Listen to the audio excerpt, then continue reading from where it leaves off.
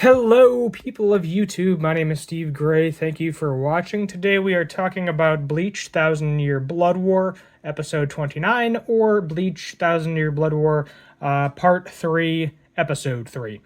So Ukitake here, we learn who is the captain of Squad 13. We don't see him a whole lot, but he's got, he's one of the two captains that has dual blades. I don't think we've ever actually seen his Bankai. I honestly don't remember if we did in the Hollow arc, or Rankar arc, however you want to say it, or not.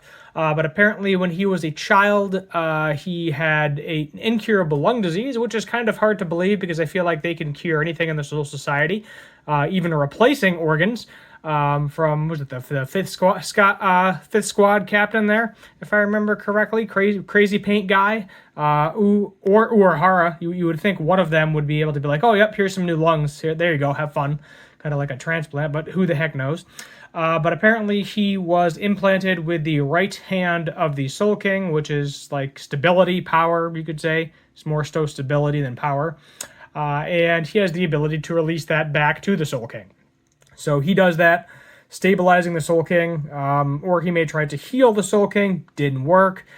Somehow, Yuha did not see this happening. So that's interesting that his eyes were not able to see that. So I thought that was kind of interesting. So he does have a weakness to his eyes to a certain extent. So that'll be interesting to see. I am curious as to see where the two legs and the other arm are of the Soul King. I think, didn't Nabishe have one of them? I want to say he had the other arm, or something along those lines. We saw in the flashbacks, not this season, last season, if I remember correctly, or he gave that to Bach or Buwatch. I'm not really sure. Trying to pronounce this guy's name is so freaking miserable every single episode. But Soul King isn't technically dead yet. So I guess technically last episode he didn't actually fully kill the Soul King, but possibility. Apparently Ukitake is only going to be a replacement for the Soul King up to the point that his body holds out. And being that his organs were always kind of weak, we don't know how long that's going to be. And then I'm assuming, need a replacement for the Soul King, which I don't see why we can't use Yuha. For the Soul King. Maybe just force him into it, because it seems like the original Soul King got forced into it and got his limbs chopped off. So it wouldn't surprise me if they did the same thing and just was like, oh, well, here's a super powerful being. Throw him in the giant rosary stone-looking thing. Freeze him up, cut his limbs off, go from there. I would say this one can get an 8 out of 10. Pretty solid overall. I'm assuming Ukitake, if he's not already dead, is going to die very, very soon, being that he said he was going to join Captain Unohana. He knew this day would eventually come, and he kind of just accepted it.